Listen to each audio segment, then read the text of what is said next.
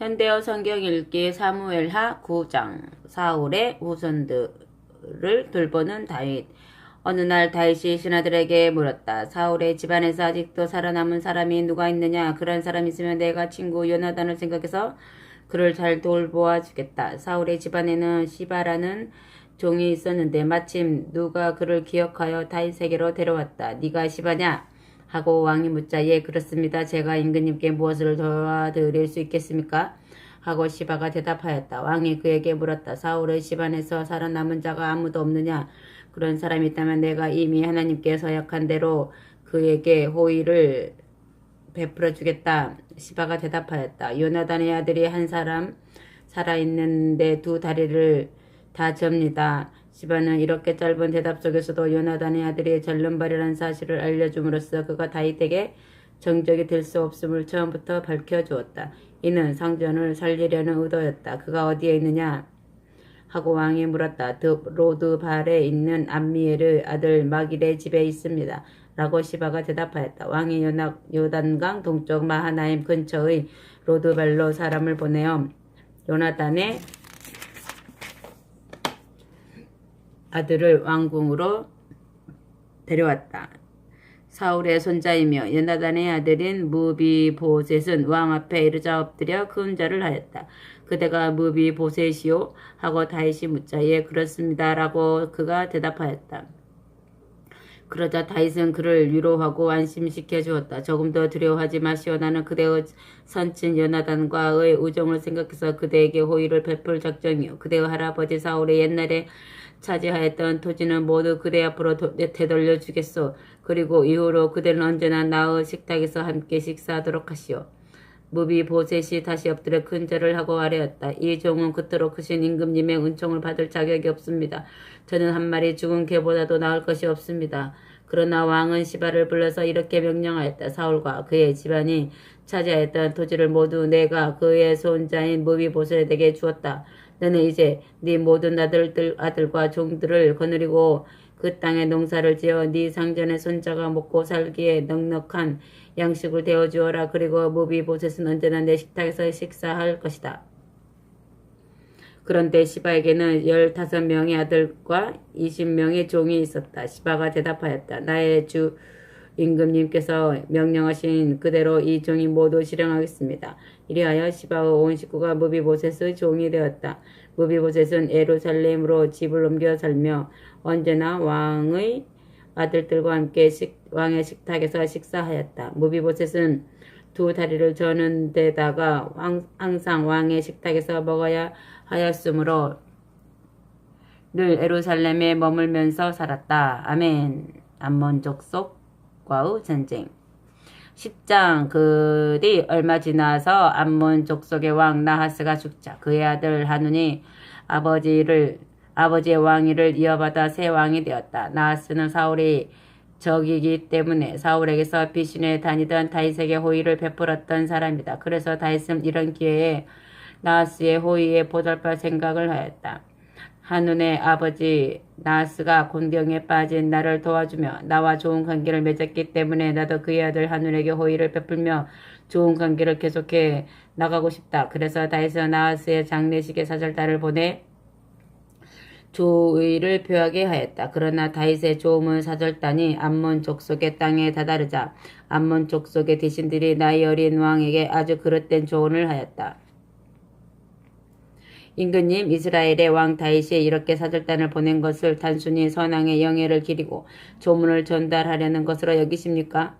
그렇지 않습니다. 사실은 우리 도성의 정보를 얻어내어 이 나라를 정복하려는 것이 틀림없습니다. 그러자 철없고 나이 어린 왕 하눈이 다윗의 사절단을 체포하여 그들의 수염을 반쪽씩 밀어버리고 그들의 의복도 허리 밑동을 모조리 잘라내어 양쪽 엉덩이와 부끄러운 것을 드러나도록 하였다. 하눈은 그들을 이렇게 수치스러운 모습으로 만들어서 다시 이스라엘로 돌려보냈다. 그러나 모욕을 당한 다윗의 사절단은 자신의 모습이 너무나 부끄러워서 감히 예루살렘으로 돌아가지도 못하였다. 그래서 그들은 다윗 왕에게 이러한 사실을 살며시 알렸다. 그러자 다윗은 사람을 보내어 그들을 위로하고 수모와 보역을 온 백성에게 공개하지 않으려고 이렇게 지시하였다. 여러분은 수염이 다 자랄 때까지 여리고에 머물러 있다가 예루살렘으로 들어오시오. 아멘. 암몬의 연합군과 싸우는 다윗. 이렇게 무모한 일을 저지른 암몬 족속은 자기들의 다윗의 비위를 거슬러 미움을 사게 된 것을 알고 사방에서 용병들을 고용하기 시작하였다. 이리하여 소바 동부에 있는 아람 족속의 나라 베르홉과 아람 족속의 지역 중에서 가장 북부에 있던 나라 소바에서 보병 2만 명과 마아가 왕에게서 용병 1천 명과 갈릴리 호수와 헬몬산 사이에 있는 아람 족속의 나라 도읍에서 용병 1만 2천 명이 고용되어 연합군을 이루었다. 다윗은 암몬 족속이 이렇게 대규모로 전쟁 준비를 한다는 소식을 듣고 자신이 데리고 있는 온 군대를 요압 장군에게 맡겨 출전시켰다. 암몬 족속들은 이미 완벽하게 싸울 준비를 하고 있었다. 그들의 수도 라빠의 성문 앞에서는 암몬 족속의 군대가 직접 지키고 있었으며 소바와 르홉에서 온 아람 족속의 지원군은 톱과 마아가의 용병들과 함께 도성에서 좀 떨어진 뜰에서 전열을 갖추고 있었다. 그렇게 복병이 있는 것을 모르고 라빠 성문을 향하여 진격하던 요압은 자신이 앞뒤로 적진에게 포위된 것을 뒤늦게 알게 되었다. 이런 위기에서 요압은 정예의 병들만을 골라서 아람 족속과 싸우기로 결심하고 나머지 군인들은 자기 동생 아비사에게 맡겨 암몬 족속과 싸우게 하였다. 이때 요압은 자기 동생 아비새에게 이와 같이 격려하였다. 아람 족속이 강하여 나를 몰아붙이면 네가 와서 나를 도와주고 암몬 족속이 강하여 네가 후퇴하게 되면 내가 가서 너를 도와주겠다. 너는 적진의 숫자가 많은 것 때문에 겁내지 말아라. 우리는 이제 우리 민족뿐만 아니라 우리 하나님의 성읍들을 위해서도 담대하고 용맹스럽게 싸우자. 그러면 여호와께서 전쟁에서도 좋은 결과를 이루어 주실 것이다. 요압이 이스라엘의 정예 부대를 이끌고 아람 족속의 연합군을 향하여 진격하자 그들은 모조리 도주해버렸다. 전세가 이렇게 되자 그것을 본 암몬 족속들도 아비새 앞에서 도망하여 모조리 성 안으로 들어가 버렸다. 그래서 요압과 아비새는 더 이상 싸우지 않고 예루살렘으로 돌아왔다. 아멘. 아람 족속들의 패망. 아람 족속은 자기들의 이스라엘에 볼품없이 패한 것을 분하게 여기고 모든 군대를 다시 집결시켰다. 그 당시 아람 족속의 왕들 중에서 가장 강한 자는 하닷 에셀이었기 때문에 이번에는 그가 나서서 유브라데 강 건너편에서는 아람 족속의 군인들까지 동원시켰다. 이렇게 아람 족속의 대군이 집결되자 하닷 에셀은 자기 군대 총사령관 소박에게 지휘권을 주어 갈릴리 호수의 동편 헬람으로 진격시켰다. 다윗은 이런 소식을 듣고 이스라엘의 모든 장정들을 모아가지고 요단강을 건너서 헬람으로 아람 족속들의 연합군을 향하여 돌진하였다. 마침내 헬람에서 두 진영이 맞붙어 결전을 벌였는데 이번에도 아람 족속들이 이스라엘에 패하여 도주하게 되었다. 다윗은 자기 부하들을 거느리고 아람 족속의 전차 700대를 부수고 보병도 4만 명이나 죽였다. 아람 군대의 총사령관 소박이 전투에서 중상을 입고 그 자리에서 죽었다. 이렇게 이제까지 하닷 에셀의 통소를 받으며 이스라엘과 대결하던 아람 족속의 왕들은 더 이상 이스라엘과 싸워서 이길 승산을 잡지 못하자 이스라엘에 예속되는 조건으로 화친을 청하였다. 그 뒤로 아람 족속은 이스라엘을 두려워하여 감히 암몬 족속을 돕지 못하였다. 아멘. 돌연히 눈에 띈 바세바. 11장. 옛날 이스라엘에서는 보통 춘분이 지난 다음 건조기가 시작되는 때 전쟁하는 습관이 있었다. 춘분은 바로 새해가 시작되는 때였다. 이렇게 또다시 새해가 되어 왕들이 출전해야 하는 계절이 다가오자 다윗은 자기 부하들과 이스라엘의 모든 군대 총사령관인 요압에게 주어 암몬 족속을 치게 하였다. 그러자 요압이 암몬 족속을 무찔러 그 나라를 무너뜨리고 그들의 수도 라빠까지 포위하였다. 이때 다윗은 예루살렘에 그대로 머물러 있었다. 이렇게 라빠 도성을 포위한 기간이 봄부터 여름까지 계속되던 어느 날 다윗은 낮잠을 자고 일어나 시원한 저녁바람을 쐬려고 왕궁의 평평한 옥상으로 올라가서 거닐었다. 그러다가 그는 울 안에서 목욕하는 한 여인을 내려다보게 되었다. 그 여인은 매우 아름다웠다. 다윗은 당장 그 여인이 누구인가를 알아보게 하였다. 신하들이 그녀를 찾아가서 알아보니 엘리암의 딸로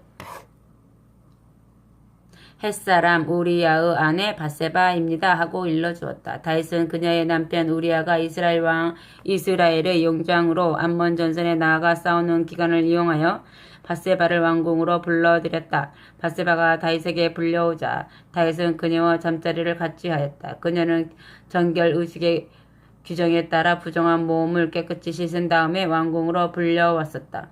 바세바는 이렇게 다윗과 동침한 뒤 다시 집으로 돌아가게 되었다. 얼마 후 바세바는 자신이 임신한 것을 알게 되었다. 바세바는 이 사실을 다윗에게 알렸다. 다윗은 자기 죄를 숨기기 위해 곧 전선의 요압 장군에게 이런 명령을 하달하였다. 햇사람 우리아를 내게로 보내시오. 요압이 그대로 하였다. 다윗은 우리아가 당도하자 자기 흉계를 감추려고 요압의 안부도 묻고 군인들의 사정도 묻고 라빠 도성의 함락 가능성도 물었다. 그런 다음 다윗은 이제 집으로 가서 발을 씻고 쉬시오 하였다. 이는 편히 쉬라는 말과 함께 몸을 씻고 아내와 함께 자라는 뜻도 숨어 있었다. 우리아가 왕궁에서 나가자 왕은 잔치상과 많은 선물까지 딸려보냈다. 그러나 우리아는 자기 집으로 가지 않고 왕궁의 문간에서 문지기들과 함께 그 밤을 새웠다. 이 사실이 다윗에게 전해지자 그가 우리아를 불러 물었다. 그대는 오랫동안 집에서 떠나 있지 않았소? 그런데 왜 집으로 내려가지 않고 여기서 밤을 보냈소?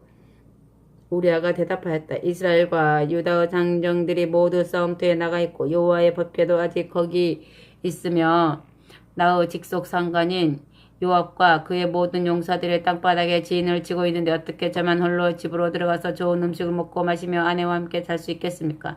살아계시는 여호와 앞에 맹세하고 살아계시는 임금님 앞에 맹세하지만 그런 일은 절대로 하지 않겠습니다. 다윗은 그를 죽이기로 작정하고 이렇게 말하였다. 오늘 하루만 여기서 더 지내시오. 내일 내가 그대를 다시 전선으로 보내겠소. 그래서 우리아는 그날도 예루살렘에서 묵었다.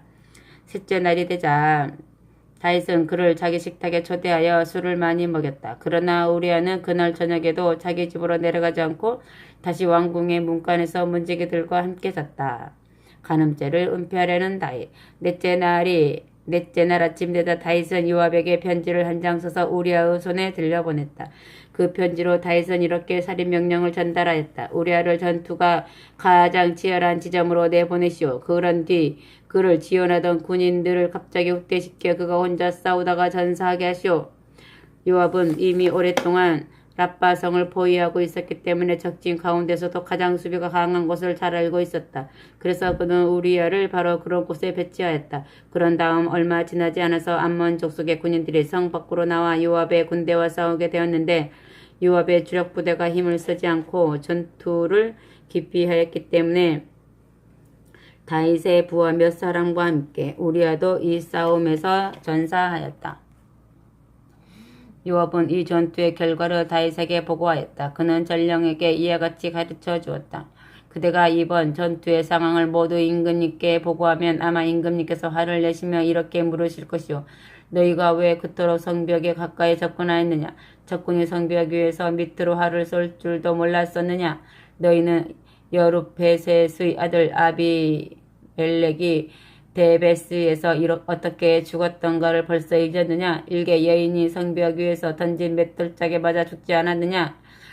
그렇게 위험한 줄 알면서 너희가 왜 그토록 성벽에 가까이 접근하였느냐? 그러면 그대는 햇사람 우리아도 죽었습니다. 라고 보고하시오. 전령이 다윗에게 이르러 요압이 자기에게 시킨 대로 보고하였다. 다윗이 왜 그토록 성벽에 가까이 접근하였느냐 라고 반문하자 그는 이렇게 말하였다. 적진의 병력이 우리보다 우세하여 도성 밖으로 달려나와 들로 우리를 쫓아오면서 공격하였기 때문에 우리도 반격을 감행하여 성문 가까이까지 그들을 치면서 밀고 들어갔습니다. 바로 이때 성벽에서 적이 우리에게 화살을 내리쏘았는데 임금님의 부하들이 몇 사람 거기서 전사하고 햇사람 우리아도 죽었습니다. 다윗이 전령에게 이와 같이 말하였다. 그들은 요압에게 이와 같이 전하시오. 이번 일로 크게 염려하지 마시오. 전쟁에서는 이 편도 죽고 저 편도 죽는 법이오. 싸움에 필요한 그것은 용기뿐이요. 그대는 계속 그 성을 맹렬히 공격하여 기필코 점령하시오.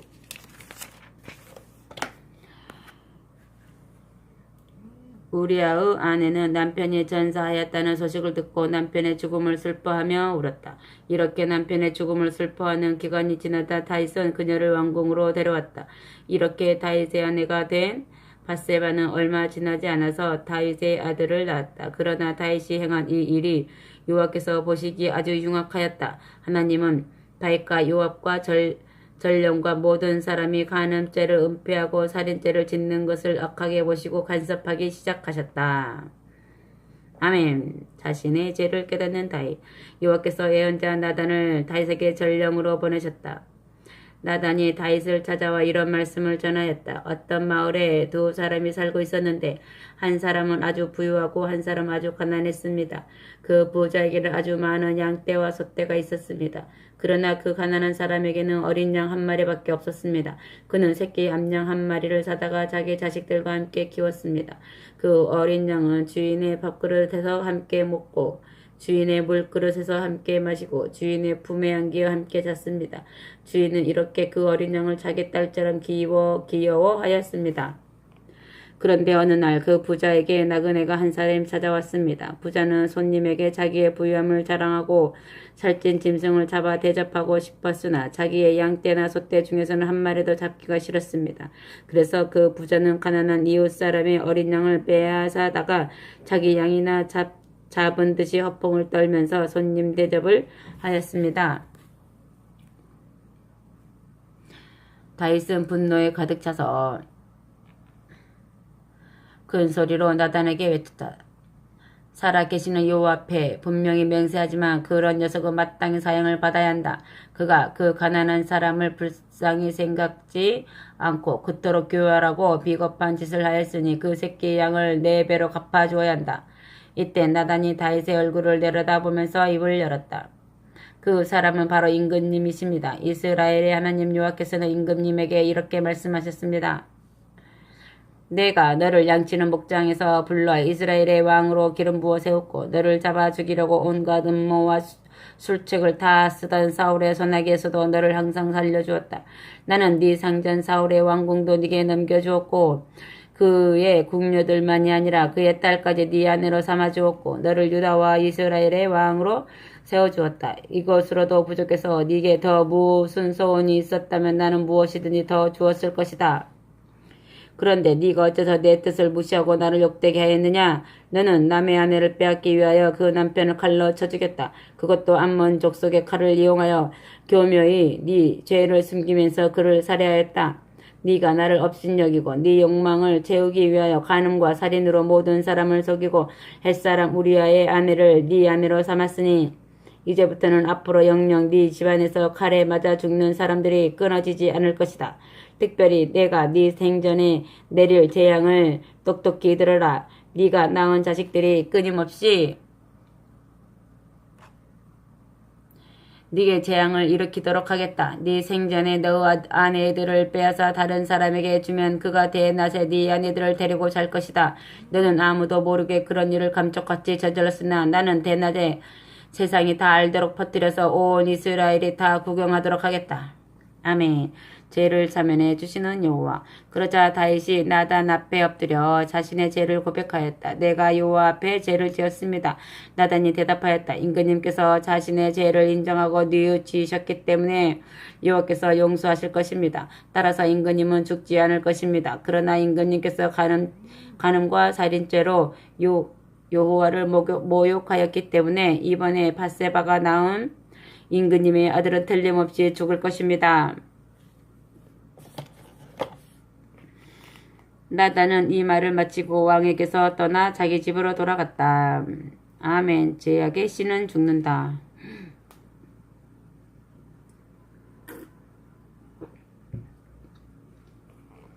여호와께서는 나단이 왕궁을 떠나자마자 우리의 아내가 낳은 아이를 쳐서 몹시 앓게 하셨다.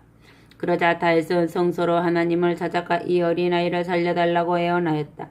그는 이렇게 금식 그들을 올린 후 왕궁으로 돌아와서도 베옷을 입고 밤을 새우며 맨 땅에 누워서 지냈다. 왕궁의 노인들이 왕의 건강을 우려하여 그를 데려다가 침실에 누이려 하였으나 그는 일어나지도 않을 뿐 아니라 음식을 먹지도 않았다. 이렇게 7일을 지났을 때 아이가 죽었다. 그러나 아무도 감히 이 사실을 다윗에게 알리지 못하였다. 그들의 생각에 임금님께서는 아이가 살아있을 때도 우리 말을 듣지 않고 슬퍼하셨는데 이제 아이가 죽은 줄 알게 되면 자살이라도 감행하실지 모른다 하는 염려 때문이었다. 신하들이 이렇게 수군거리자 다윗도 아이가 죽은 것을 눈치챘다. 마침내 아이가 죽었느냐 하고 다윗이 묻자 신하들도 이 사실을 더 이상 숨기지 못하고 예 죽었습니다 하고 대답하였다. 그러자 다윗은 땅바닥에서 일어나 목욕을 하고 몸에 기름을 발라 단장하고 새 옷을 입은 다음 성소로 들어가서 여호와께 경배를 드렸다. 그리고 다윗은 다시 왕궁으로 돌아와서 식탁을 차리게 하여 아무 일도 없었던 듯이 음식을 먹었다. 신하들은 다윗의 이런 행동을 이해할 수 없었다. 그래서 그 이유를 물었다. 아이가 살아있을 때는 임금님께서 그토록 울며 금식하시더니 이제 아이가 죽자 더 슬퍼하시는 것이 아니라 오히려 일어나 식사를 하시니 그 이유를 저희는 알 수가 없습니다. 다윗이 설명하였다. 아이가 살아있을 때는 혹시 여호와께서 나를 불쌍히 보시고 아이를 살려주실지 모른다고 희망을 걸었소. 그러나 이제는 아이가 죽어서 아무 희망도 없는데 왜 내가 계속 금식하겠소? 나는 그 아이가 있는 곳으로 갈 수는 있지만 그 아이를 살려내어 내가 있는 곳으로 데려오지는 못할 것이오. 아멘. 다시 낳은 아들 솔로몬. 다윗이 자기 아내 밧세바를 찾아가 잠자리를 같이 하고 지나간 슬픔을 위로해 주었다. 밧세바가 다시 임신하여 아들을 낳았다. 다윗은 아들의 이름을 솔로몬이라고 지었다. 이제는 여호와께서도 이 아이를 사랑해 주셨다.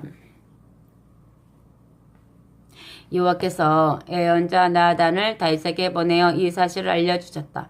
나단은 다윗을 찾아가 여호와께서 가르쳐 주신 대로 그 아이의 이름을 여디디야라고 지어 불렀다. 이는 여호와께서 사랑하시는 아이라는 뜻이다.